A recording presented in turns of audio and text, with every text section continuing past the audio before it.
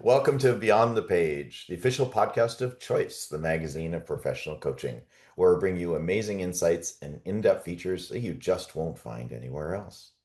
I'm your host, Gary Schleifer, and I'm excited to expand your learning as we dive into the latest articles, have a chat with this brilliant author beside. Let's see if I got it right. I don't know what it's going to look like in a recording, but I'm pointing at Dumi.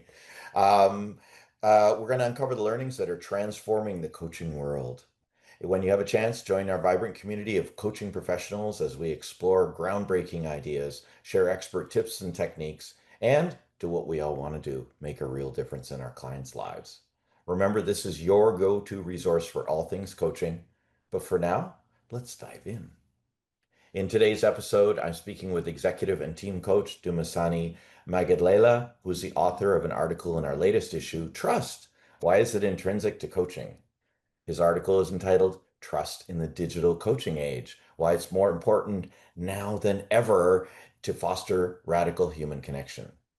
A little bit about Doomy, because I have permission to call him Doomy. He's a PhD, professional certified coach with the International Coach Federation. And as you can see, if you're watching, he's a best-selling author and has a book right behind him called Ubuntu Coaching and Connection Practices for Leader Managers.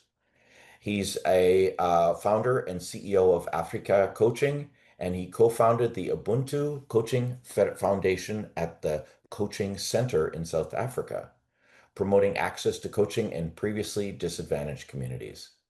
He is a co-founding board member of the Africa Board for Coaching, Consulting, and Coaching Psychology, and he drives professional coaching development across Africa with partners like BCA Leadership while working globally.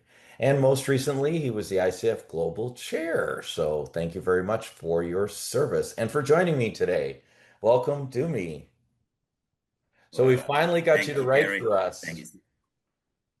Finally, and we've been here before. I've tried to do something, and I'm glad this article came through. So thank you Yeah. very much for having me. What Such drew a you pleasure. to and what drew you to writing for this issue about trust in particular? Uh, this is something that is very close to my heart. I work with leaders that are always looking for that. Right now, I just signed up a team coaching client last week in one of neighboring countries in Southern Africa. And one of the topics that the exco of this major financial institution want to work on is how to grow their circle of trust among 12 executives. And this is what we're working on right now. So it's an issue that is topical, that is relevant, that many people are looking for, especially with massive numbers of diverse groups of people, different people in the workplace, age-wise alone, that we have all the age categories in the same workplace. And Yeah. issues of trust are looming, emerging, and becoming really an issue for some leaders. Well, I'm going to quote a very wise man who wrote an article for Choice recently, and he said, without trust, there's a good chance that even some of the most masterful, super skilled coaches in the world, or the most advanced digital coaching platforms ever built, may not achieve desired or meaningful coaching results. That was you, of course, in the article in the issue. Very well said. I was getting ready this morning. Okay, to be honest, it was in the shower, and I got to thinking we've known of each other and we've met perhaps a couple of times over Yes, a number of years. yes. And I right away would say, I trust you. Yeah. There is an intrinsic part of it. There's something about human connection. That's why I write about why trust is more important than ever in fostering, Gary, radical human connection. Because Mm, when we communicated first on email and then when we met, it was like we'd already known each other for many years before. And when there is not resonance or connection, which I call living Ubuntu intelligence, understanding that at some level we're already connected. It's a mhm. matter of stepping into that space where we can say hello and mean it, and then seek to really genuinely connect with someone as they show up, and not the story we hear about them, or not the boxes we tend to put people into. So we make people, we slot them in boxes to make sense of it. The Mhm. human brain has a tendency to want to do that. So trust is something that we have capacity for within us. We can enable it, allow it, or we can shut it down, maybe for fear, for what other reasons are there. And when we met for the first time in person in Florida, in that massive, massive space, there was a sense of, ah, I know this guy. He's coming out of the hole, and like, oh, that's Gary. And there's the warmth of someone you already know, Right. and there's already inbuilt trust in that I can. It's safe space for me to be myself around this person. Yeah. So trust is a risky undertaking. Oh my goodness, Dumi, the amount of times that authors have written about one of the most interesting aspects of trust is being vulnerable, being willing to be vulnerable and open to Yeah, connect with someone else. And coaches just do a masterful job of that. yeah. Very interesting. Coaches deal in trust, really. I always say coaches deal in connection. That's great. Connection is nourished by trust. You lay the foundation of trust. Rapport itself is a trust building undertaking at the beginning of any coaching engagement. So we say you build rapport. We teach coaches, new coaches that are coming in, hope we can teach the algorithms that to say you've got to build trust with your client. Right. You've got to establish rapport and make sure that your client trusts you to be vulnerable, because the value of vulnerability is the trust is the currency that gives value Well to said. that vulnerability. If someone steps in and says, I'm going to be vulnerable with this person, I'm going to take a chance and be open with this person who is practicing as a coach. And Hmm. they will know, just open my chest and say, see what's in there, Right. or open under the hood if you're more a mechanical person, Yeah. and to look in there. And that is huge. Yeah. Derek, that's why I call coaching is one of the most sacred human undertakings, especially if you work with leaders that are in control of millions of billions of dollars worth of Dollars and business. lives. Yeah, and lives, exactly. Yeah. Yeah. Thank you so much for that. I'd never thought of the word or the construct of rapport. But I mean, that's what we start with when we're working. I'm really struck by the building of trust. And now I like that word rapport because you're right, it's the currency. It's almost it's the intention and the outcome of rapport building. I coach a lot on platforms and I'm faced with new people who I didn't choose them, they chose me. And all of a sudden I'm on a platform and I'm coaching them for 45 minutes from zero. And I'm still amazed at the things they tell me. And then they tell me, that's, I've never told anyone that. I've not even told my spouse this. And I feel honored, first of all, right, to have built that layer of trust and opened the vulnerability for them.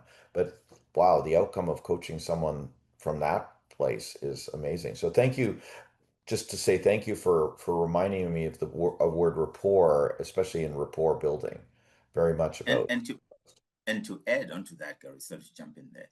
There yeah. is something about that, what you just described now, that says responsibility. There is accountability and responsibility on the coach to say, now this person trusts me to hold the space for them to do their work. So Mm, a big part of this is when a coaching client trusts you, that comes with the responsibility to hold the space for them to do what they signed up for. The work that they are coming to you to work on mm. requires that you take that responsibility seriously, not just respect what they're bringing in. The ethical grounding of every coach is to really hold the space for the client to do their work. And when you do it with trust, it nourishes and enriches the relationship even more.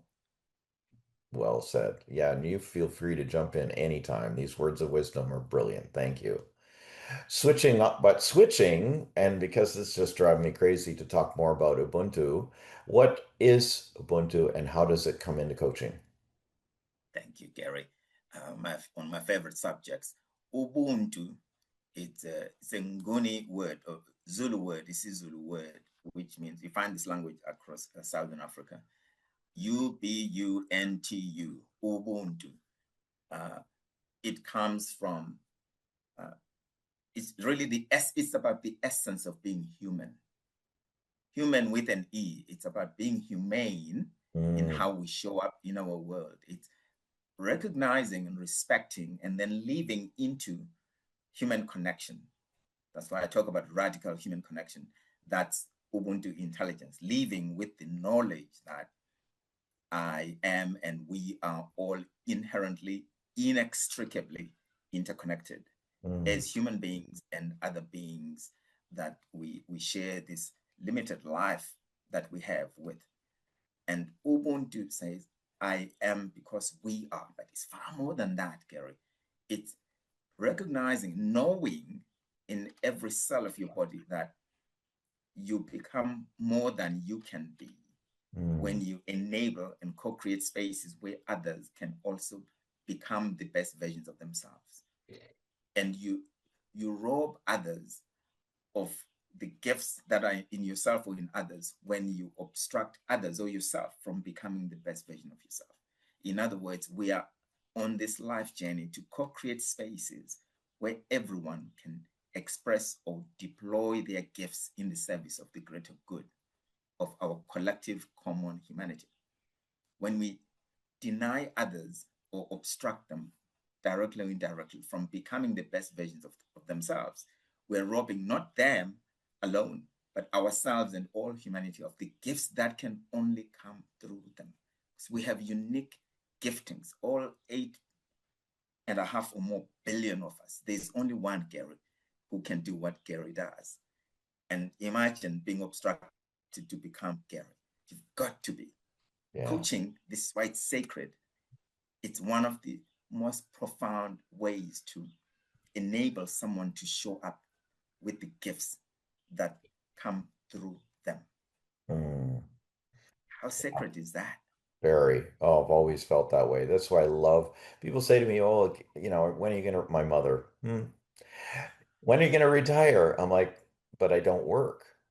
I coach, and I love what I do, Exactly. so I can do this forever, right? I love that, And Gary. I don't forever work. and from wherever. Yeah. Yeah. I don't work. I coach. Hey, I Yeah. like that. I just made that up today, so I'm gonna have to remember that one when my mom asks me again, because No, you're going to write today that. she You're says. going to write that somewhere, Gary. Right? I don't work, I coach. I think I got it. I think I got it. Yeah. Well, speaking of coaching, give me the connection between and I've noticed a different pronunciation, Ubuntu and coaching in your book. Tell us Yeah. what you were revealing that's different than just the two separate constructs. I will use the technology example Hmm. to articulate to answer your question. When you buy a computer, you install software Right. for it to work. Otherwise, it doesn't work. When humans are born or grown, nurtured, socialized, enculturated, whatever we do to create a well-functioning human being, what do we put in them and how do we do that? Hmm. There's early childhood rearing. You raise a child and you support the child to grow and be a well-functioning, fitting human being Hmm. who can be on their own and be an independent soul and do whatever they're here to do. And do we do that always consciously, intentionally, mindfully, with real intent? I want you to be this. We help them find their path. Hmm. In some communities, we have initiation rituals. We have rite of passage rituals. We help people say, now you reach this stage of your life, this age, you've got to do this, you've got to go through this for you to then graduate and become, now you're an adult. You're a boy, you're a young man, now you're an adult. Now you have responsibilities like this. Take care of your family, you need to get married, have children. So rites of passage through life in like that. Now, with coming back to the technology example, this the installation we need to have here, and it's not it's not a package that you download a code and you put it in a human being. Like, now you're going to be Gary, you're going to be a coach. Here's your code. What do we do with human beings? We the education system, the family, which is something else, another topic, another day. The education system, the programs, and other ways, examples that are set by the context communities we people are raised in. They get to see that this is how you have to be an adult. And when we do this intentionally with Ubuntu, of saying you need to be a person with Ubuntu, and what Ubuntu is, and they've grown up around them seeing human beings with humanity, human beings that are aware that they're connected to the world, to other human beings, to nature, and they're caring and loving of everything and everyone. It's actually easier than most people think. We get to see that this is how to be a well-functioning, well-fitting human being who is nurturing of all life. And Ubuntu is the software that humanity needs now in the digital age, especially. And it starts by acknowledging, recognizing, and knowing, and seeing, and living as if I'm aware of the interconnections that exist between me and you, me and everyone else. Because those connections are there. We know that. We sense that. We feel that. Neuroscientists have always told us, Gary, you know this, that they're more, the body knows. This is why when you see something horrific, something happens in your body, even stranger, someone you don't know, you feel that, you see it. Why is that? Because we're There's connected. a deeper connection somewhere among us. We know this. Call it intuition, call it sensing, or there are so many words you can describe it. But we know that we are interconnected. I always tell the story of my grandfather, who was a healer, who knew that a patient was coming because he dreamt of it, went and found medicine, and then prepared it and administered when the client came in later on. And people loved that. The thing is, what is it that I'm aware of that makes me an interconnected human being that I've suppressed or numbed in me, or muted, if I can use a tech term? Yeah. Wow. I love that you use that software analogy because it's like, we're raised independent, all this, and that's the initial software. And then we have an upgrade or an additional package called Ubuntu, which we then layer in to remind us that although we were raised to be independent, we are also connected in the great world of humanity. And independence and connection are not mutually exclusive, Gary. We are Hey, independent. We come live in on, our don't own stop there. These are the same things. We. It's very important to sharpen your own gifts on your own independently and know who you are fully. So we need to have these reflective spaces, and coaching can do that, or mentors, and know that this is what I'm really, really good at. I'm a coach. I don't do coaching. I'm a coach. And I've done it so long now. I know that. My wife would tell me, I'm not your coach. Can we have a conversation now? We are having a conversation. But you're just asking me questions and making statements. What's your feeling about this, really? And I say, of course, you're coaching me now. So She's got your number, my friend. She's got your number. oh, she does. She does. So the point I'm making with independence and connection, let's call it that, is that it's knowing that we must grow independent. We're independent individual beings in connection with others. It's an ecosystem. It's a network of connections. This is who we are. Like if you're in a house, in a room where you are, there's multiple gadgets that are connected to the Wi-Fi router. Ubuntu is like that. It's the router for everyone else. And that software that runs that router for everyone else. We can plug into it if we want to, or we can ignore it and say, nah, I want to be alone and independent, just live individually. And this is the Western Anglo-Saxon way of living, that I'm an independent being. I don't need anybody else. I'm alone, the individual hero. The days of that are long gone. We need to come back home to Ubuntu and Ubuntu intelligence, knowing and living as interconnected beings. This is how we're going to partner successfully with technology right now. And trust nourishes that. Well, I don't know if you know this, but I'm working on an AI coach, Gary. Yes. I I I I used one of the art when I was doing my website.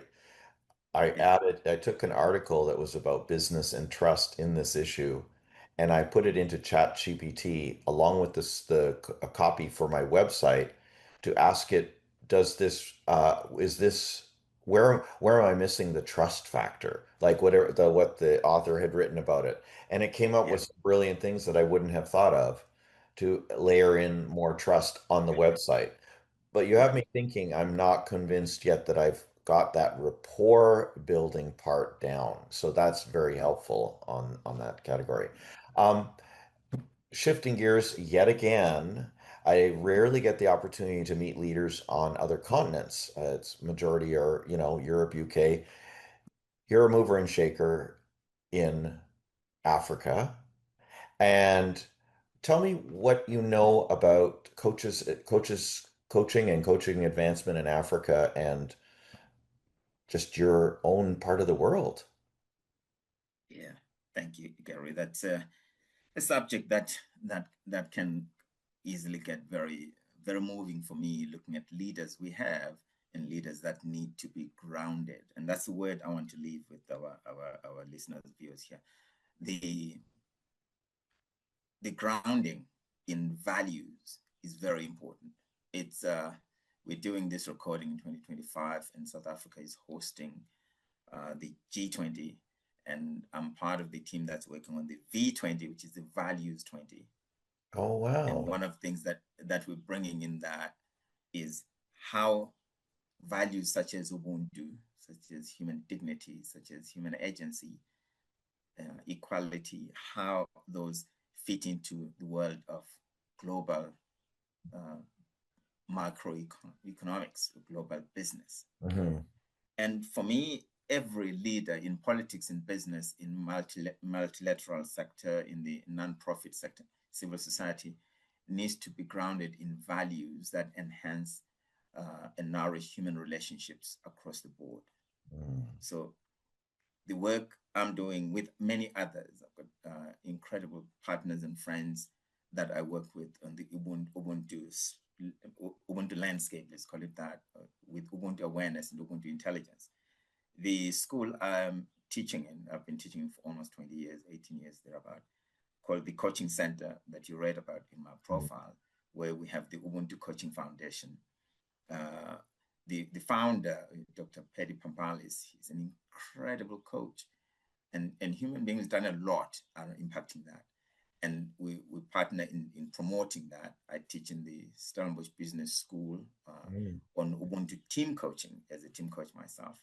The Africa Center for Work-Based Learning in Pretoria, South Africa's capital, with an incredible guy called Dr. Mongezi Makalima, who is actually a coaching legend, does a lot of work silently, quietly. These are people that have been friends and colleagues and partners for many, many years.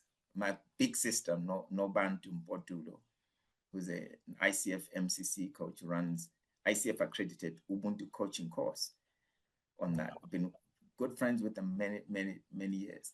The work, to come to your questions, that these are people working on growing Ubuntu aware coaching, or coaching that recognizes that leaders in the global south, the global south is huge, it's an amorphous entity. Yeah. But generally on the African continent, we mentioned BCA in my BCA leadership in my profile, incredible coaches there with Dr. Mdupe Taylor Pierce, who is another pioneer and a giant of a coach who does incredible things across the continent working with leaders. So there's so many, and looking at how do we bring values-based leadership into the coaching space so that coaches know that they have a responsibility to transform the world. Right. Very, very important. So just to end on this is that it is the responsibility of every coach who works in an environment where coaching is still emerging, like the global south. I call it the front next big frontier for coaching. Hmm. Africa is the youngest continent on earth. Imagine if the so-called demographic dividend was infused with and informed by and led with coaching, coaching that is I know. Ubuntu based, working with understanding that we are in this together. We cannot succeed if we separate and disconnect from everyone else. We are in this together and we need to bring everyone's gifts to the fore, to bear. Yeah, well said. Thank you very much. And seriously, thank you to you and all the colleagues you've mentioned for spreading the word and for advancement of coaching in the global south. And yeah, it's can't tell you how thrilled I am to have you here today. Yes, It's thank you. absolutely wonderful, Gary. Thank you very much. Yeah. What would you like our audience to do as a result of the article and this conversation? Probably buy That your you, book somewhere. yeah. Yeah. Go to Amazon and yeah, advertising. Ubuntu coaching and connection practices for leader managers, and get more around what Ubuntu is and what Ubuntu intelligence is, because it's a concept. It doesn't say Ubuntu's intelligence. It's Ubuntu intelligence, and knowing that Ubuntu is inherently intelligence itself, like you would say emotional intelligence, social Right. I know. I heard intelligence. that. That's like Yeah, UI. yeah, yeah, it is. And we call it Ubuntu, Ubuntu. So OpenQ. Yeah, actually, that would Ubuntu be better. intelligence. Yeah. And people can follow me on LinkedIn. It's Dumi Magadlela, PhD on LinkedIn. And on X, I'm on at Coach Dumi one, the number one, the digit one, at Coach Dumi one, and my website www.africacoaching.com, Africa with a K, Okay. africacoaching.com, Africa with a K. Yeah. And then yeah, and we can connect, Love read it. the article because it talks to something that we all need. So for me, I would say enjoy the article. There's a small piece of me. I took a Yes. number of things out of that article, and Gary, I hope to be writing some more. I hope so too. Thank you very much. Well, I'm going to leave the audience with a quote from your article. So there's a call, not yet loud enough, for human coaches to develop, deepen, sharpen, and or accelerate their ability to be more humane in their engagements. Give that some thought, listeners. Thank you, Dumi, so much for joining us today for this Beyond the Page episode. My pleasure. That's it for this episode of Beyond the Page. For more episodes, subscribe via your favorite podcast app, probably the one that got you here in the first place. We're everywhere. If you're not a subscriber to Choice Magazine and you're watching this podcast, you can sign up for your free digital issue by scanning the QR code in the top right hand corner of our screen. If you're listening, you can go to choice-online.com and click the Sign Up Now button. I'm Gary Schleifer. Enjoy the journey of mastery.